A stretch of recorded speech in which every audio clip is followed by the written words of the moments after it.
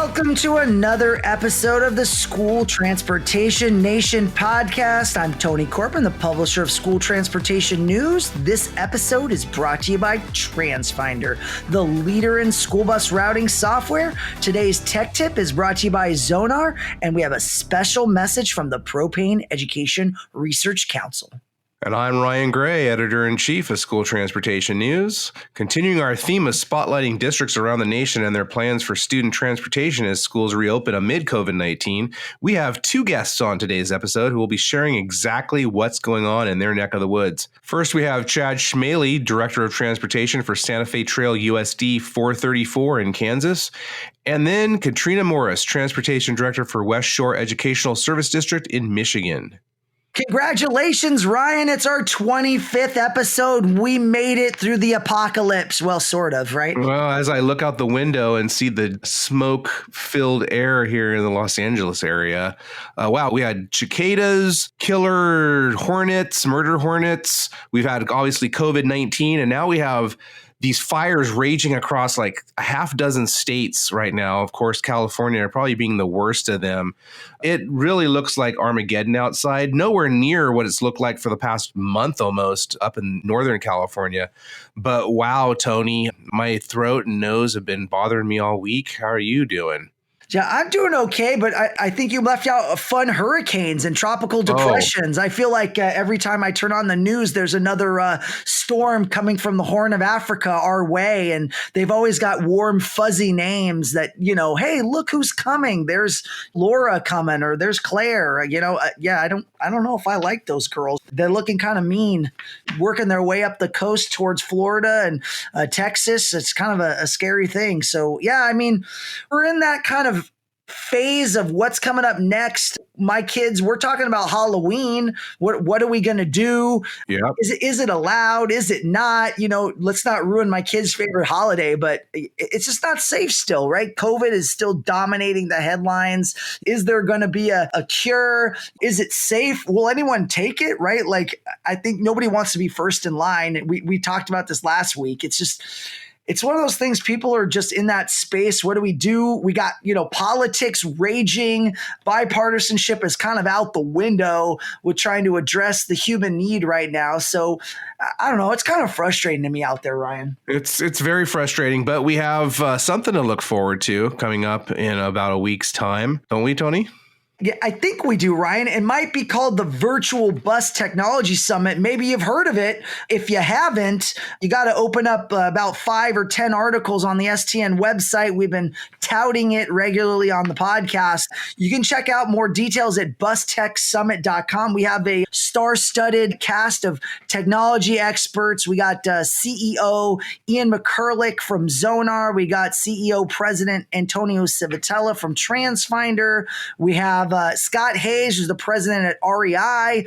Jim Harris, who's going to be joining us on the podcast a little later, who's a disruption expert. Jim is always an excellent speaker, always interesting to hear, always throws out great info. And Matt Doss, a transportation specialist and attorney, who's going to provide us more detail on what's going on out there from a legal standpoint. So lots of interesting guests, Ryan. And you'll also hear some tech talks delivered by a bunch of super smart and forward-thinking people in the industry, a lot of transportation operators and directors that will be facilitating discussions on a variety of technology topics and what they mean in the current COVID-19 world and beyond. Our keynote on Tuesday, September 22nd is, as you mentioned, Tony, leadership and disruption expert Jim Harris. And again, he's graciously agreed to join us today and give all our podcast listeners a sneak peek of his talk. Thanks for joining us, Jim. I'm really excited to be on this and really looking forward to the event. That's right. The Bus Technology Summit coming up. So glad to have you back. Obviously, change is happening at warp speed, isn't it, Jim? I mean, this is going from crazy to crazier, it seems, every day. And then with technology, hence the Bus Technology Summit, we're looking at one of your near and dear to your heart topics of technology and disruption, how that's affecting school transportation. Give us a little insight on what you're planning on sharing with the attendees on September 22nd. Well, we've seen some profound shifts since the last STN Expo just a year ago. Today, you can take the value of Ford, add it to GM, add it to Fiat Chrysler, all three added together and multiply by 4, and they are worth less than Tesla is. So if you don't think that electrification is going to affect the school bus market, I'd just argue, think again. And we're certainly going to be talking about electric and tablets and GPS and routing and cleaning and disinfecting and so on and so forth. So, obviously technology drives change, as you're mentioning, and can be solutions in response to change, right? But one size definitely does not fit all. After your tech talk, you'll be joined by Stan Caldwell.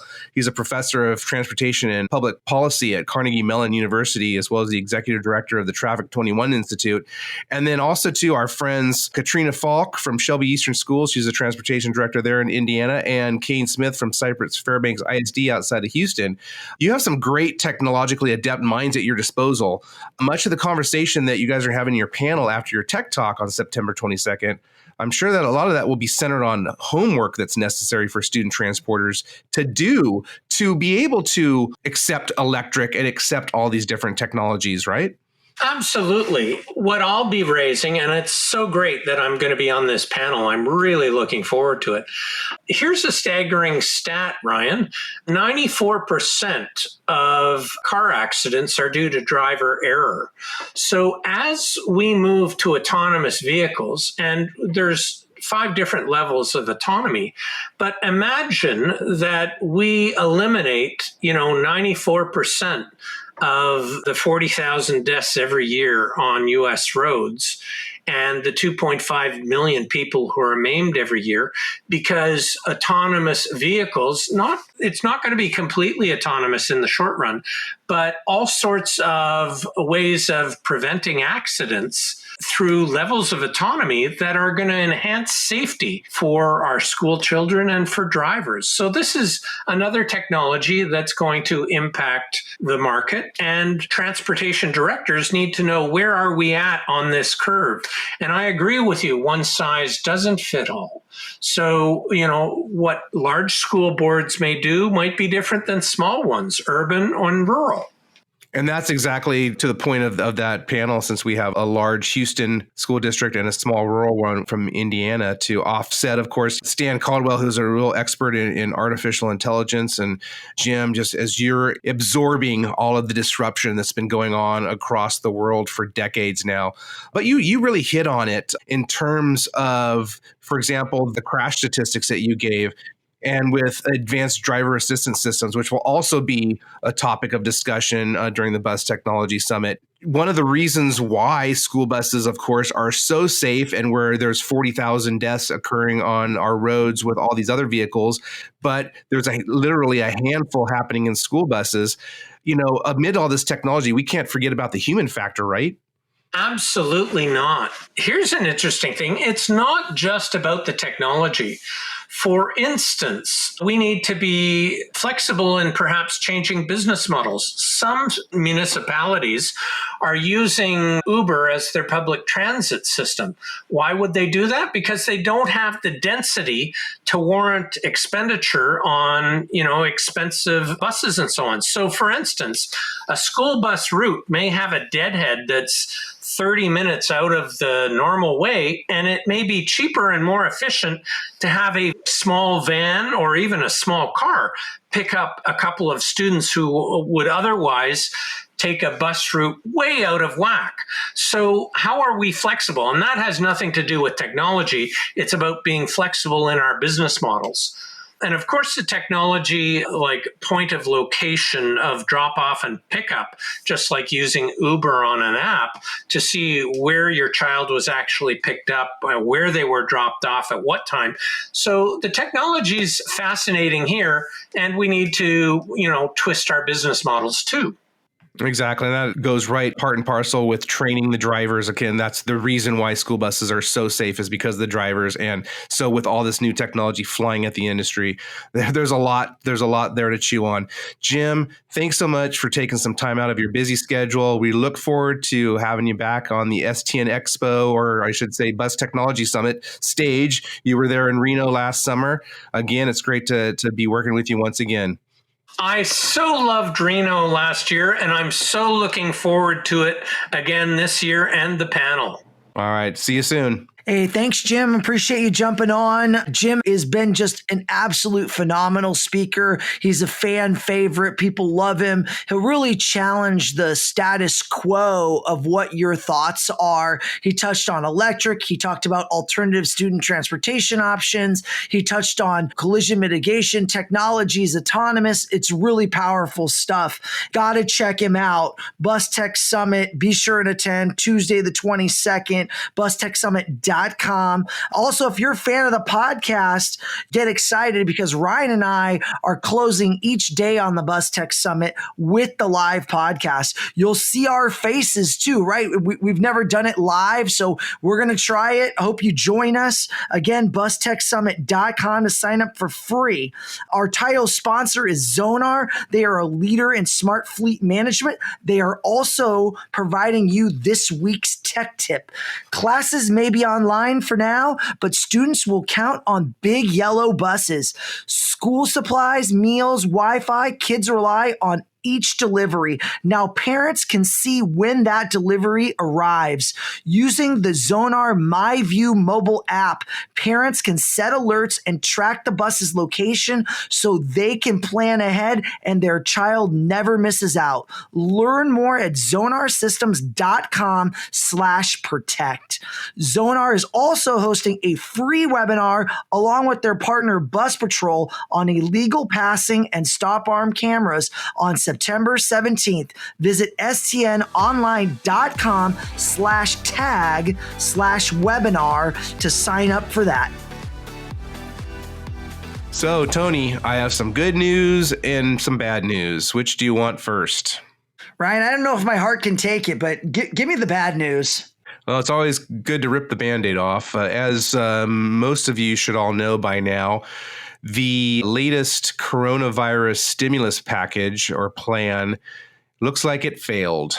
Boo. Yeah, the skinny stimulus that was the Republican Senate's response to the Democratic plan unveiled over the summer.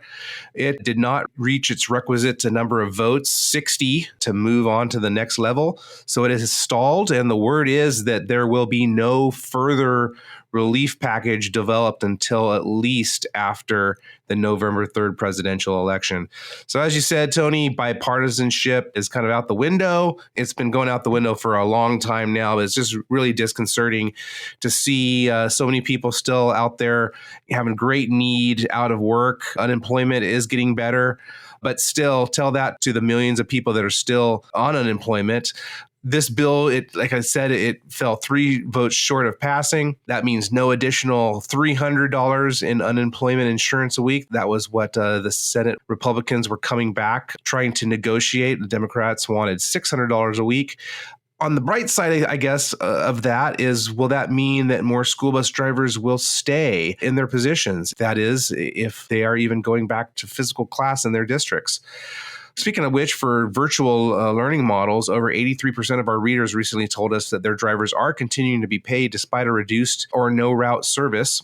But 16% of these readers who contract out service saying that those companies are not getting paid. So this doesn't bode well for those drivers either, or the staff or the companies for that matter. Yeah, good grief, Ryan. I'm ready for some good news. Hit me with that. So a new study published in the journal Science last week refutes many beliefs that the first documented arrivals of individuals traveling from China to the U.S. and Europe who were infected with the SARS-CoV-2 virus caused continental outbreaks. So you're thinking, well, what does this have to do with school buses and why is this good news? Well, first, a little bit of background. It was an interdisciplinary team of researchers from 13 institutions in the US, Belgium, Canada, and the UK. They found that the first cases in Washington State, Germany, and Italy were contained with, quote, swift and decisive measures, unquote, of contact tracing, and they should serve as model responses for future actions taken by governments. It suggests that intensive interventions involving testing, contact tracing, isolation measures, and a high degree of compliance of infected individuals can limit the spread of COVID-19. So coming back to the school buses, it might sound a lot like what your all operations are looking like right now. I reached out to Michael Waraby, the head of ecology and human biology at the University of Arizona, go Wildcats, as well as the research lead, to ask him about the role school buses can play at a local level to help mitigate the spread. He told me that absolutely school bus operators that are using contact tracing and social distancing, as well as isolation measures for any of those who are suspected of being sick, they are helping things. So just know that, it's a reminder that what you all are doing out there, it makes a difference, not only, of course, for getting kids to and from school so they can get an education. You guys are educators as well as bus drivers and transportation managers. You're also really waging the war for public health. Well, Ryan, there is some other good news that you left out. The Lakers are up in the series against the Rockets. NFL football is coming back. I'm excited for that. My LA Chargers, I think I might be one of the few fans. But yeah, a little bit of good news on the sports front, at least. We're having a little bit of fun, right? A little bit, yeah. College sports started up. So we had our first college football games last week. Only several of the Power 5 conferences are actually playing football. But at least there's some semblance of normalcy coming back a little bit. It's something to keep our hopes up and give us something to focus on aside from this COVID-19 and all these political shenanigans going on in D.C. Yeah, thanks for that, Ryan. Here's a message from our friends at the Propane Education Research Council on reducing emissions. Every school day, buses across America deliver thousands of students to their classrooms. But the ones that are fueled by propane autogas deliver so much more, like lower NOx and greenhouse gas emissions, letting students breathe a little easier and cleaning up the air in communities nationwide. Plus, lower maintenance and fuel costs and easier refueling options. When you load all those benefits into one transportation solution, you get a fleet that's ready to take on tomorrow. To learn more about the emissions benefits of propane autogas, visit propane.com. Thanks to PERC for that message. We've got two great transportation directors on the podcast today sharing their boots on the ground perspectives on how to run transportation departments during COVID-19, school startup, getting ready, pandemic. What do we do? Keep listening. The first of our two transportation director guests today is Chad Schmale, Director of Transportation for Santa Fe Trail USD 434 in Kansas. Chad, welcome to the podcast. Hi, Tony. How are you? Excellent. Having a good day. We want to dive right into it with you. It's my understanding you guys have been open for school for last couple of weeks. How's it going? Not too bad. First couple of days were a little rough. This is the first time the district's taken over transportation in over 70 years, and I'm a brand new transportation director. This is my first year doing it. So the first couple of days were a little rough. We didn't lose any kids, but we got some kids home a little later than usual. Everything's flowing pretty good now on the second week. Very good. Very good. What were some of your big lessons learned from those kind of things, how you could make some changes and improve? Mainly listening to my drivers. We are kind of a unique district where I have to transport or transfer kids from 3 different towns to 4 different schools, if that makes sense. So I have to do a lot of transferring from each town to the school they attend. And I wanted to change that up because I thought I needed to, just being so short on drivers. And I found out the first day that I really didn't need to. I should have listened to the drivers that have been driving for a little bit. And so we switched it back to the way they wanted to do it, and everything's rolling great. Excellent. And how many buses are you running right now? I'm running 17 buses, 14 big buses, and 3 little buses right now. Got it. And you mentioned that you guys are facing a bit of a driver shortage. Normally you had 24 buses. What do you think is contributing to that driver shortage for you right now? I think the transition between a contractor and the school taking it over, I think that had a little bit to do with some of them leaving. And then I know I lost 4 or 5 with the COVID situation that we're dealing with right now. Sure. And speaking of that, what are the kind of precautionary measures you're taking on your buses with respect to COVID in terms of driver safety and student safety? So we're making it mandatory for drivers and students to wear masks while they're on the bus. We're also hand sanitizing as soon as they get on the bus. We have nothing mounted to the buses. The state of Kansas won't allow us to mount anything permanently to the buses, so we just have a little squirt bottle we're spraying hands with. We're not taking any temperatures. After talking to the school board and the superintendent, just felt like it was an unsafe or unnecessary risk to take, while we're out there on the busy highways trying to hand sanitize and make sure they got their masks on top of keeping an eye on the traffic. Sure. Yeah. Safety is paramount for sure. And I'm sure keeping the kids safe is number one priority. How are you using technology right now to help kind of support your fleet and making sure that everything goes smoothly for the remainder of the year? So since I was brand new to transportation, I went right to the board, and after doing a bunch of research, I found Route Finder Plus, got a demo and really liked it. Had them demo for my superintendent and a couple board members, and they allowed me to purchase it. And so we're using that, and I really enjoy it. There's still a lot to learn on it. Like I said, it's brand new. We just got it like in June up and running. And just in that short period of time, I was able to use it to consolidate some of my routes. Going back to being short drivers, I have to pick and choose what routes I can add to and what routes I needed to take from. And the software really helps with that and makes it very simple instead of doing it by hand and by paper and trying to figure out with an old school map. It's all right there in front of you. Very good. Is there anything else on your technology wish list that you want to maybe purchase here in the next coming months?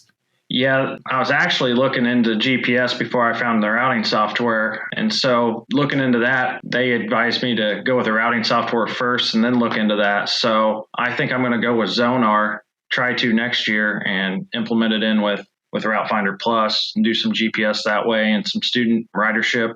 It also allows you to do your pre-trip and post-trip inspections on there and keep logs of driver time for pay purposes. So pretty excited. Hopefully I can get that done next year. Wonderful. Well, thank you so much for jumping on the podcast with us today. Really glad to have you. Next up is Katrina Morris talking with Ryan. Stay tuned. We're happy now to have with us Katrina Morris, Transportation Director at West Shore ESD in Ludington, Michigan, and the immediate past president of the Michigan Association for Pupil Transportation.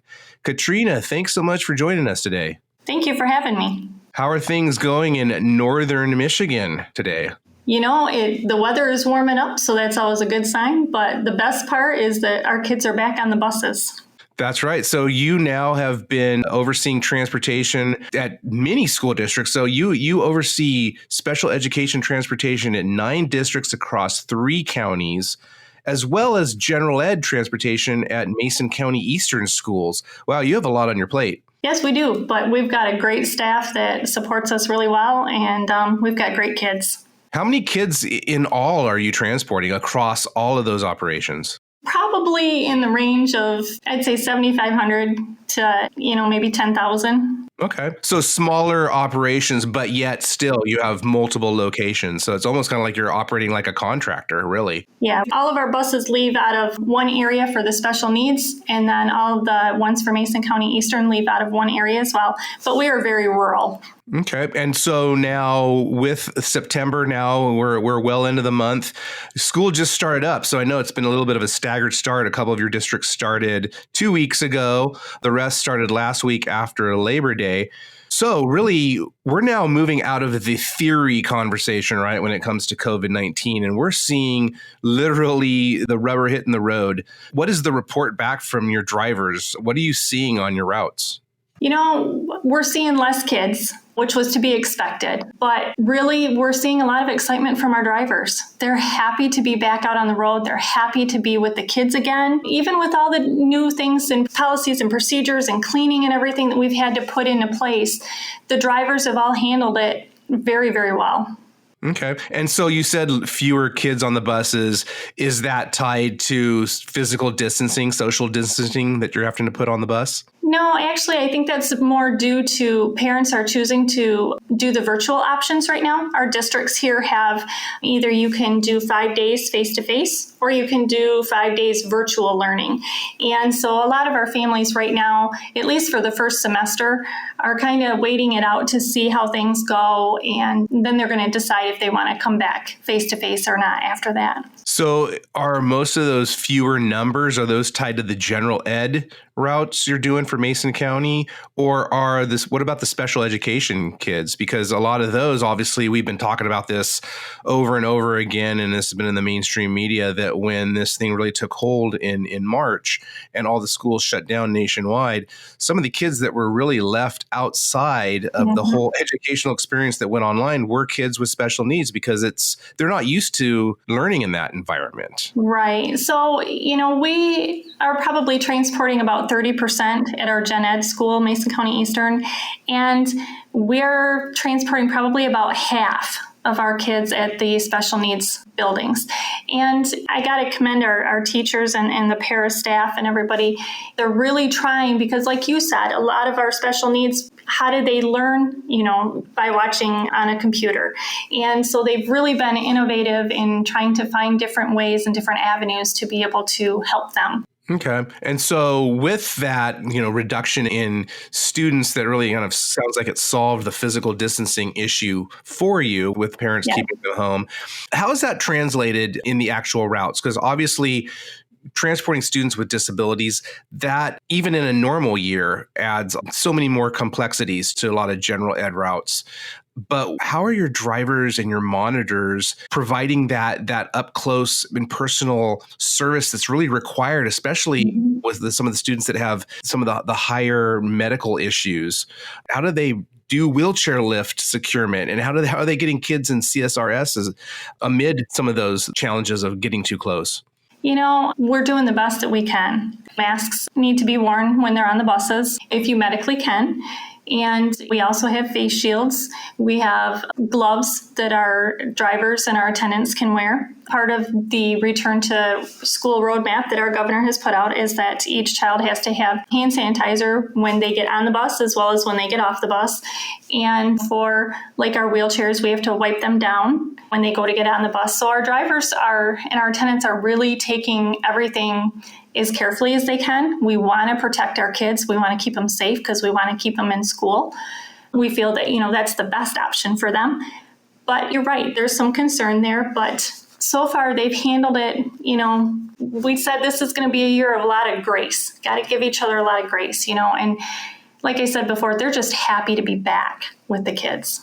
Well, that's certainly good to hear, especially with so many school bus drivers that are still out of work, or unfortunately in areas where some even public school districts are laying off drivers out of necessity because, of virtual only models that are in place. So I wanted to touch more on that mask topic. So I saw the Michigan Department of Education has a Mask Up campaign that they're really pushing. And it's really, promoting that all students and staff need to be wearing masks, except obviously those with medical conditions that can't wear them. We had a couple webinars recently, one of which with Patrick Mulick, autism expert out of Washington State, was talking about the challenges of, not just with students who might have breathing problems, breathing issues, trach tubes, those kind of things that they obviously would not be able to wear masks, but children with autism, different behavioral disorders. How are you working those angles? Or is it just basically, are most of the students on some of your special needs routes not wearing masks?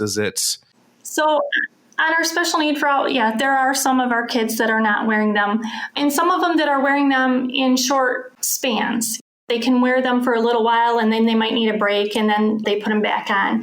I sat in on the podcast with, I think you said his name was Patrick, and it was very interesting. We have to work with our kids. It's something new. What we did is we took a picture of our buses down by the lake. We put masks on them, and made eyeballs, and we sent that out to the families. We had it put in the paper. It was something to, start getting some excitement that this is going to be okay. And then we sent pictures of drivers with their masks on to the families. So that way, the kids could see us, what we looked like with the masks on, so that on that first day, it wasn't going to be so scary. So far, we've had really good compliance, though. We do have a form that parents can take to the doctor. The doctor can sign off that maybe that child cannot wear that mask. But there are those ones that we also know that, it's going to take some time. We're going to have to work with them to be able to do this. But if they don't have a mask on, we just make sure that our drivers and our aides are as protected as what we can be, as well as the other kids on the bus. And that really comes back to training. It always seems to come back to that topic, doesn't it? And one of the things that I remember Patrick suggesting in the webinar in August was that a lot of the students, especially those with disabilities, they might not be able to cognitively understand the reasoning for the mask. And that could be said for many small, younger children. But with that said, you mentioned that your drivers and staff are wearing not only the face masks, but the face shields as well. Well, they'll wear a face shield if they need to. We have some kids that spit, and so we wanted them to be able to have that shield as an extra layer of protection. So like I said, in some cases, our staff has used that as well, but they're also understanding that this is going to take some time with some of our kids, and they're willing to put in that time that's needed. As long as we can do it safely, they're going to do whatever we can for these kids. So what kind of training needs have specifically resulted out of COVID-19? Again, we were talking about so much was in theory. Now it's in practice, cleaning and disinfecting on the bus, what that looks like. Do you take out car seats, or do you have to take out car seats or CSRS from circulation if a student has contracted COVID-19? So I have to ask you, after about a week or so of school across all of your operations, have you had any contracted cases that you know of yet? Not that we know of any kids that have ridden any buses. Well, no. That's good. Let's hope it stays that way. Yeah. But certainly, are there any other specific training needs? I mean, how are you guys dealing with the cleaning aspect of buses? The cleaning, I never thought I would have to learn all about kill rates and disinfectants and stuff like that as much as what we have. I'm very fortunate to have a transportation supervisor, Mike Carey, in my office as well, that has put a lot of time into that. And we had to explain to the drivers there is that huge difference, like we've all talked about, between cleaning and disinfecting and what the differences are. And we did add time to their routes because per our orders, we have to clean that bus before we can leave for a route and when we return. And then again when we come back for the take-home route and when we return again. So we added time to everybody to make sure that we could keep that, as well as, some of the other things we bought was shop vacs, so that way we weren't sweeping things into the air. We have a lot of the Clorox wipes and other wipes to make sure that if we're doing shuttles and stuff, that we're maintaining and cleaning those high touch points like we're supposed to. And, we're thankful right now because we are lower with kids and we kept the same number of buses on the road, that when we do the shuttles, we aren't having to have kids sit in a seat that somebody else just sat in. So right now we're very fortunate for that. So that is helping somewhat with that cleaning and disinfecting process. But the drivers, like I said, I've got to give it to the drivers. They have really stepped up and they're just willing to do whatever they need to do to keep the kids back and to keep everybody safe. And there's been a lot of changes, but they're handling it all very well. Well, and one of those changes that it sounds like you dodged was the original plan was that I believe you were looking at having your bus drivers or monitors, somebody, take temperatures of students at bus stops. You decided to go in another direction. Can you tell us about that? Yeah, so we went and got all the thermometers and we were going to go that route. We started having some conversation on how accurate is this going to be, getting a temperature when you're standing outside and it's 10, 15 below zero. Or, if the kiddo is all bundled up, they could be hot in there and it's not going to give us an accurate reading. So what we did is we have a form, kind of like what we have to fill out every day when we come to work. It's a healthcare form that the parents get a week ahead of time. They get enough for that whole week, and they have to fill it out every morning and give it to the bus driver when that child goes to get on the bus. And that helps us with a couple things. Number one, we're making sure that that child is healthy, and have they been in contact with anybody or anything like that? Are there new or worsening symptoms? But then the other thing too is that if a child were to get sick here at school, they can't use group transportation home. So we also included on there, we want your emergency contact name and number if we cannot reach you. So, a lot of parents change their phone numbers very frequently. And so this is making sure that we have the most updated information every day for that parent, but also a contact name and number for somebody if we cannot reach that parent. So it's worked really well so far. And it took a little bit to get used to. Our stops were a little bit longer that first day. But after that, the parents are handing in the forms and they understand. And I think there's that appreciation that we're trying to keep everybody as safe as what we can.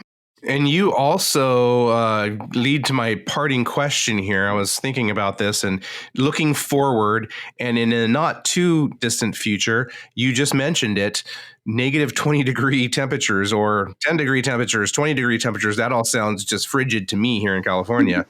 What about, the CDC, the Centers for Disease Control and Prevention, have made recommendations, and I always wanted to reiterate that word recommendations because I see so much out there that's saying it's guidance or it's rules, it's regulations. It's not, it's recommendations. Yet everything we're hearing is that this virus proliferates in the air.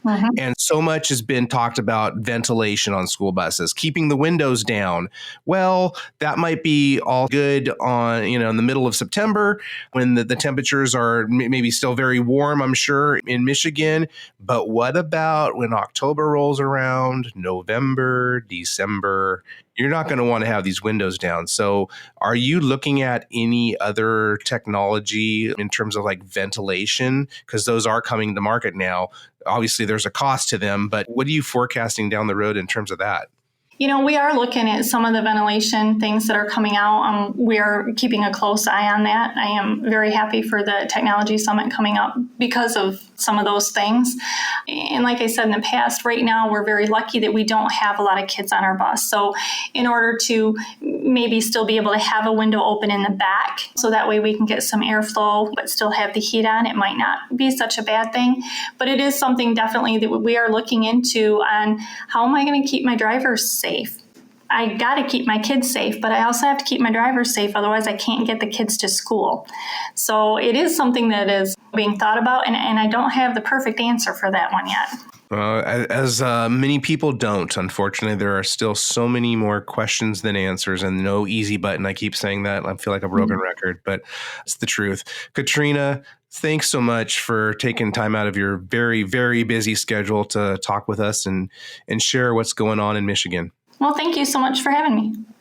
Thanks to all our amazing guests today who joined us on the podcast: Jim Harris, Chad Schmale, Katrina Morris, Ryan Gray. We appreciate our sponsors, TransFinder, Zonar, and the Propane Education Research Council. Want to thank all our listeners. We hope you enjoyed the content on the podcast today. We'd love to hear from you. Email us at info@stnmedia.com with questions, comments, discussion topics. We want to give you a shout out too if you write us.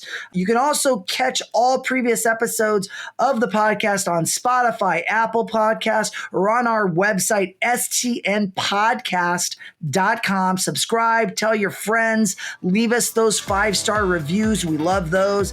Visit us on stnonline.com. Don't forget to tune in next week. Bus Tech Summit is coming up real soon. bustechsummit.com. We'll hit you with the best we've got. Lots of great content. We'll see you then. Take care.